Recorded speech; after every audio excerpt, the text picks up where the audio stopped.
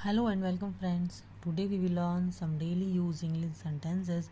So friends, let's get started. The first is मैं थोड़ी देर में आता हूँ. I come in a while. I come in a while. जो बोलना है बोलो. Say whatever you want to say. Say whatever you want to say. आप क्या पसंद करेंगे, चाय या coffee? What would you like, tea or coffee? What would you like, tea or coffee? देखो कौन है. Look who is it. Look who is it. वह झूठ बोलता है. He lies. He lies. कितना सुंदर है. How beautiful. How beautiful. अपने काम से काम रखो. Mind your own business. Mind your own business. बच्चे झूठ नहीं बोलते.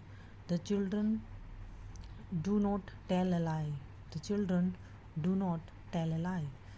So friends, bye. Have a nice day.